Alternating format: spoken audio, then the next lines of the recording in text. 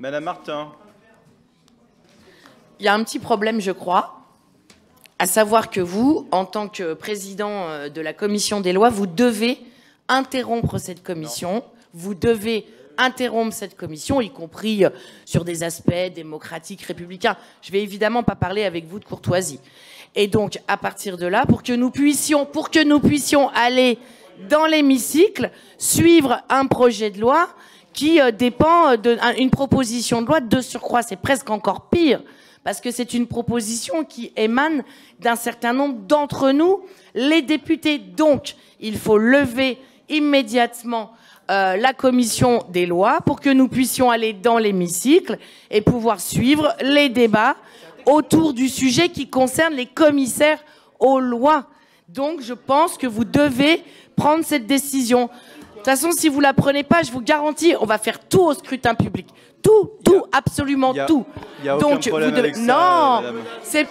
Alors, Madame Martin et les membres de la commission, en réalité, ici comme ailleurs, il y a un principe nemo auditur. Nul ne peut se prévaloir de ses propres turpitudes. On aurait dû suspendre effectivement à 21h30, pour examiner vos propositions. Vous avez retiré votre proposition précédente avant le terme de cette proposition. Vous avez donc organisé la venue en séance. Il y a en ce moment... Non, c'est pas nous qui avons reculé. On est en ce moment en séance. La discussion générale sur la proposition de Madame Obono. On examinera tout à l'heure les amendements. Pour les amendements, il y aura tout le monde. Mais ça suffit, Monsieur Bernalicis. Vous vous comportez comme un enfant, ça n'est pas acceptable dans la commission. Et donc, nous allons poursuivre nos travaux. Je mets aux voix l'amendement de Madame Youssoufa, qui vote pour, qui vote contre. Il est rejeté. Amendement 278, Monsieur Gillet. Ça suffit. Non, il est tombé, Monsieur Gillet, votre amendement, je suis désolé. L'amendement suivant, le 765, il est tombé également. Je vais le défendre, Monsieur le Président. Ça suffit. Le 765 est tombé. Non, mais non, je le défends. Le 767. Mais attendez, Président, j'étais en train de le défendre, le 765. Il est tombé à cause de l'amendement d'un amendement précédent. Ça suffit, Monsieur Bernalicis. Vous arrêtez de faire l'enfant capricieux. Ça suffit. Il est tombé. Ça suffit. Le 767, qui le défend pour la France Insoumise? On va rien... Le 767, il n'est pas défendu. Vous devez lever cette séance, donc, enfin quand même. Mais quand même... Tu veux parler? Madame Mouchou. Oui, merci, Monsieur le Président. Monsieur Bernalicis. Vous écoutez la vice-présidente. S'il vous plaît. Merci, Monsieur Bernalicis. On arrête de se partir comme un enfant, on écoute. Je voudrais simplement témoigner d'une chose, si vous me le permettez. J'ai été présente en conférence des présidents quand la question de la surcharge de travail de la Commission des lois a été évoquée. Et le président Houllier a pris la parole pour dire qu'un certain nombre de textes venaient à l'examen, qu'un trop grand nombre de textes venaient à l'examen. Et il a demandé que l'agenda soit revu pour permettre que nous participions justement aux travaux en commission et aux travaux en séance publique. La demande a été... S'il vous plaît. Donc le président de la commission a fait état de ces difficultés, du fait que nous ne pouvons pas nous dédoubler effectivement. Les présidents des groupes politiques étaient présents. Aucun ne s'est exprimé sur le sujet. Votre président de groupe n'a pas pris la parole pour... Non, mais je vous le dis, écoutez, je fais état de faits objectifs. Je déplore la même chose. Bon, la décision a été prise de maintenir l'agenda. Il faudra soulever ce point en conférence des présidents et en faire part à la présidente. Allez, on poursuit. Madame Youssoufa, le 1093. Je souhaitais défendre cet amendement. En fait, c'est pas grave. Moi, je suis insoumis aux insoumis. Donc comme ça se passera très bien. Le 1093. Madame Youssoufa. Attention, parce que ceux qui créent des troubles dans l'Assemblée nationale risquent des sanctions, je vous le rappelle. Madame Youssoufa, le 1093. Cet amendement propose de lever certaines protections absolues ou relatives concernant les mesures d'expulsion pour les étrangers condamnés en première instance pour des faits de violence sexuelle, de viol ou d'agression sexuelle. Je défends de la même manière l'amendement suivant que je dépose, qui est un amendement de repli, qui propose de lever certaines protections absolues ou relatives concernant les mesures d'expulsion pour les étrangers condamnés définitivement pour des faits de violence, de viol ou d'agression sexuelle. Cet amendement vise la levée des protections lors de la condamnation définitive. Je vous remercie. Mais, Monsieur Bernalicis, vous arrêtez de vous comporter comme un gamin turbulent lors de la proposition de résolution européenne sur le droit de la mer. Nous avons siégé en même temps que la discussion générale sur la proposition de résolution européenne. Ça ne nous a posé aucun problème. Aucun problème la fois dernière. Quand c'est les textes des autres, c'est la commission des lois qui était saisie au fond de cette PPRE. Ça ne vous a posé aucun problème. Votre indignation à géométrie variable, ça suffit. Vous n'avez pas raison, donc vous arrêtez votre cinéma. Monsieur le rapporteur, vous avez un amendement 1683. Sur l'amendement 1093, Monsieur le Président, avis défavorable. En effet, les infractions visées sont plus larges que celles qui ont été strictement présentées comme étant les agressions sexuelles ou les incestes. Ça vise notamment les appels téléphoniques malveillants ou les menaces. À ce titre, cela nous paraît aller trop loin en matière de levée de protection. Avis défavorable. Monsieur le ministre. Oui, je veux dire à Madame Youssoufa que c'est le même esprit que les réflexions qu'on a fait à Madame Genevard. On peut toujours discuter du quantum. Moi, je propose que l'on travaille pour la séance, soit sur la question du quantum, soit sur la question du quantum de 5 ans, rajoutant les thèmes des délits qui peut-être peut embarquer, comme vous l'avez évoqué, l'expulsion des personnes.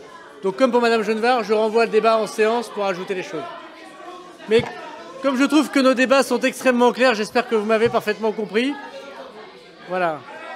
Et sinon, j'espère que ceux qui nous écoutent voient ce qui se passe actuellement. Monsieur Lucas. Merci, Monsieur le Président. Je voudrais dire extrêmement calmement, mais avec beaucoup de gravité, que nous n'avons, Monsieur le Président, dans notre fonctionnement parlementaire, qu'une journée d'initiative parlementaire laissée à chaque groupe de l'opposition. C'est peut-être trop pour certains, mais c'est un droit qui est essentiel à la pluralité démocratique et qui, je crois, est reconnu ici par toutes et par tous. Il y a un texte extrêmement important, mais même s'il ne l'était pas d'ailleurs, ça ne changerait rien, à l'initiative d'un certain nombre de nos collègues, à l'initiative d'un groupe parlementaire, qui est un texte qui concerne directement tous les commissaires de cette commission qui ont travaillé dessus. Mais les déclarations générales, Monsieur le Président Maillard, elles éclairent le débat sur le texte. Il n'y a pas que les votes qui comptent, il y a la discussion, la démocratie, ce n'est pas que le vote, la démocratie, c'est aussi la discussion. Monsieur le Président, dans un souci d'apaisement, y compris pour reprendre nos travaux, qui d'ailleurs avançaient très bien cet après-midi, je vous demande au nom de mon groupe que nous puissions lever la séance de la commission pour rejoindre l'examen de ce texte en séance et ainsi faire notre travail de législateur dans de bonnes conditions. Et nous serons à vos côtés dans les réclamations que vous portez auprès de la conférence des présidents sur la surcharge de travail de cette commission et sur les façons dramatiques dans lesquelles on permet aux législateurs de faire la loi dans notre pays. Bien, j'aurais bien que vous soyez à mes côtés quand j'ai demandé cela il y a 2 semaines. Ça n'a pas été le cas malheureusement. Du reste, je redis que quand c'était la PPRE déposée par Monsieur Dumont qu'on a siégé en séance, y compris sur les amendements, ça vous a posé aucun problème. Je suspendrai donc pour les amendements tout à l'heure à 21h30. En attendant, nous terminons notre session. Le 1093, qui vote pour? Qui vote contre? Qui vote contre? Elle est rejetée. Le 1100, qui vote pour? Qui vote contre? Rejeté également. Et le 1683 du rapporteur, qui vote pour? Qui vote contre? Il est adopté. Alors, il fait tomber l'amendement, je crois, 100 de Madame Buffet. Il fait tomber le 1601, le 1074, le 825, le 473, le 389, le 807, le 417 et le 517. Monsieur Nejlen, si vous arrivez à défendre notre amendement, allez-y. Allez, Monsieur Nejlen, allez-y, le 672. Oh, ça suffit. Monsieur Nejlen, rasseyez-vous. Rasseyez-vous, monsieur Nejlen.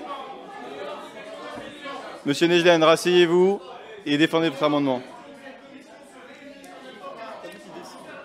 Monsieur Bernalicis, vous n'avez aucune autorité ici, ce n'est pas vous qui décidez. Monsieur Nejlen, prenez un autre endroit pour défendre votre amendement. Alors, lesquels sont tombés?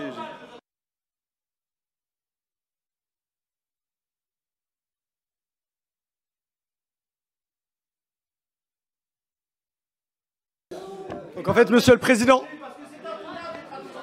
c'est un amendement qui visait à lever un obstacle à l'expulsion de certains étrangers présentant une menace grave pour l'ordre public en supprimant une des catégories de protection prévues à l'article 631.1.3 du CESEDA.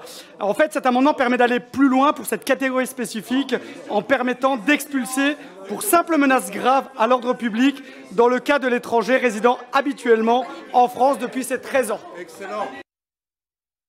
Monsieur le rapporteur. Avis défavorable à cet amendement 672. En effet, retirer la protection dont bénéficient les mineurs résidant en France depuis l'âge de 13 ans paraît excessif et recréer un déséquilibre dans l'article.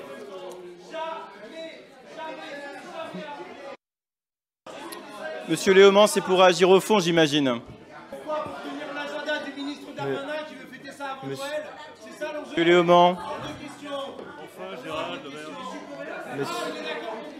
Monsieur le Président, je crois qu'effectivement, nous débattons.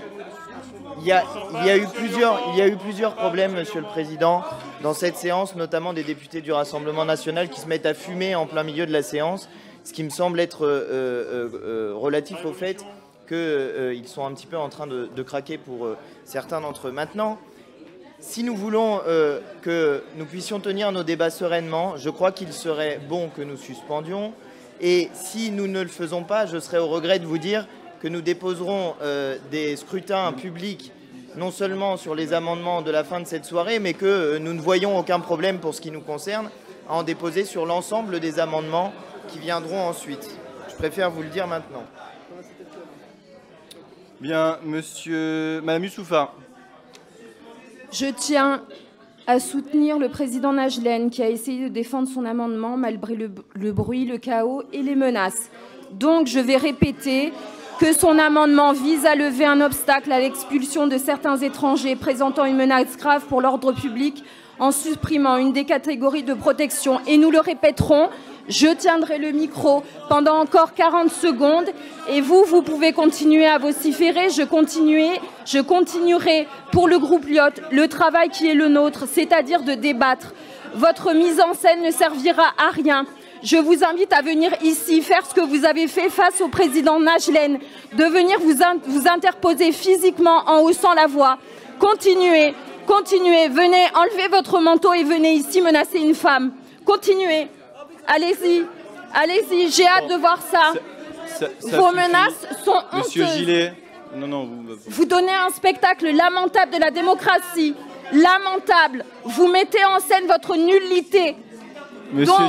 Cet amendement va plus loin pour cette catégorie spécifique en permettant d'expulser par simple menace grave. Oui, merci Monsieur le Président. Les menaces envers Madame Youssoufa ne sont pas acceptables, premièrement. Deuxièmement, est-ce que les révolutionnaires en carton que vous êtes peuvent se taire? Chacun ira porter ce sujet auprès du bureau de l'Assemblée nationale et la conférence des présidents fera ce qu'elle a à faire. Mais en attendant, arrêtez de vous comporter comme vous le faites. On n'est pas dans un cirque et on n'est pas dans vos manifestations. Attendez. Alors, l'amendement de Monsieur Nejlen, le 672, qui vote pour, qui vote contre, il est rejeté. Alors attendez, parce que j'ai l'amendement 287 qui n'est pas défendu et j'ai l'amendement... Ils ne sont pas défendus les amendements sur lesquels vous avez mis les scrutins publics. Je suis désolé. Le 769 est tombé. Le 1667 était tombé également. 289 qui est tombé. Le 290 était tombé aussi. Et donc le 1077, Monsieur Vallot. Alors, Monsieur le ministre, vous voulez parler? Non, mais je pense qu'il faudrait qu'on reparle de cet amendement 672. Oui, mais monsieur Bernalicis, j'ai été... Enfin, depuis que je suis ministre, je suis présent dans toute la commission. Je ne vous ai pas beaucoup vu pendant toute la commission des lois. Je ne suis pas obligé de venir. Il me semble que c'est votre travail que de le faire. Maintenant, vous avez manifestement envie de ne pas étudier le texte. C'est votre problème. Vous n'êtes pas obligé de menacer. Vous n'êtes pas obligé de menacer. Vous n'êtes pas obligé de menacer une parlementaire comme vous l'avez fait. Vous n'êtes pas obligé de parler de mon agenda.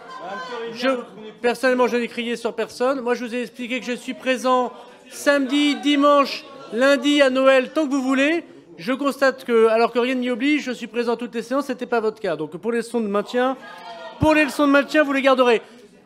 Mais non, mais monsieur Bernalicis, tout le monde n'a pas le bonheur de vous avoir comme voisin de circonscription dans le Nord. Si ceux qui étaient élus dans le Nord connaissaient vos habitudes, ils n'en seraient pas touchés. Je veux simplement dire à monsieur Nejlen et à madame Youssoufa qu'il y a cependant... Mais moi, je ne...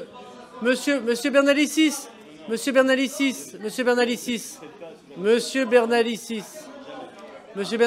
je ne me mêle pas de votre relation avec la commission. Vous m'avez attaqué nommément tout à l'heure. Permettez-moi que je vous réponde en vous disant que mon agenda est à votre totale disposition au Parlement, en vous démontrant, monsieur Lucas l'a souligné, c'est moi, je ne préside pas la commission et je ne fais pas partie du cirque que vous menez. Donc personnellement, je suis à votre disposition, je l'ai montré depuis le début, je suis là samedi, dimanche et pour les jours fériés. Et j'ai essayé de vous démontrer que j'étais plus présent dans votre commission que vous-même. Donc, monsieur Bernalicis, reprenons quelques instants de calme. Je voudrais simplement dire à madame Youssoufa et à monsieur Najene, sur l'amendement 672, que si je peux comprendre leur proposition qui vient manifestement d'être adoptée, si j'ai bien compris le sens des votes, mais j'avoue que c'était un peu confus, il faudra qu'on y revienne dans l'hémicycle parce qu'on a un gros sujet juridique. S'il n'a pas été adopté, c'est une très bonne chose, mais j'ai même pas compris le résultat du vote, ce qui commence à poser un problème quand même. Non, j'ai pas compris parce que monsieur Bernalicis, vous vous comportez pas comme un parlementaire de la nation, mais c'est pas le même problème. Chacun le constate. Non mais, Hugo n'est manifestement pas prêt pour Beauvau là, donc il va falloir prendre un petit, va falloir un petit peu mûrir. Bon, éventuellement prêt pour une assemblée générale d'étudiants, mais pas pour le ministère de l'Intérieur. Mais oui, en tout cas, il y a au moins encore 4 ans à attendre, au moins, hein, facilement, ouais. Donc, simplement dire que cet amendement, je ne sais pas s'il a été adopté, Monsieur le Président. Bon, bah, s'il n'a pas été adopté, on aura l'occasion d'en reparler dans l'hémicycle, alors. Alors, le 290 est tombé parce que son auteur n'est pas présent. Le 1077, Monsieur Vallot, 1077. Les conditions ne sont pas réunies à un examen serein. Défendu. Les conditions ne sont pas réunies pour un examen serein. Je suis désolé, mais ce n'est pas moi qui suis responsable. Donc, le 1638, le 821, Madame Martin, allez-y. Et vous le mettez au vote, il a été... Il est défendu, Monsieur Vallot. Mais oui, bien sûr. Donc défendu, alors, Monsieur le Pradal. Avis défavorable. Je mets aux voix qui vote pour. Je voulais intervenir. Ah pardon, Monsieur Delaporte. Monsieur le Président, il est 19h59. Ça fait un quart d'heure qu'on n'arrive pas à s'entendre. Ah bah oui. Président, il y a des explications à cela parce que les demandes de nos collègues sont de pouvoir aller en séance débat d'un texte à la commission des lois. Elles sont audibles. Le problème, Monsieur le Président, c'est qu'on aurait pu anticiper ce débat. Moi, ça fait un quart d'heure que je ne comprends rien à ce qui se passe et je ne peux pas mener mon travail de parlementaire de manière sereine alors qu'on est en train de débattre de choses importantes. Là, il s'agit d'un amendement qui est suggéré par l'UNICEF pour réintroduire des mesures d'expulsion et il y a des enfants derrière tout ça, il y a des débats importants. C'est vraiment insupportable. On a tous la tête pleine. Je ne sais pas s'il y avait un compteur de décibels, mais on a atteint un niveau, je trouve, de débat parlementaire qui est insupportable. Il est 20h, Monsieur le Président, je vous demande de suspendre cette commission. Alors, vous ne me donnez pas parce que d'abord, on va faire voter l'amendement 1077.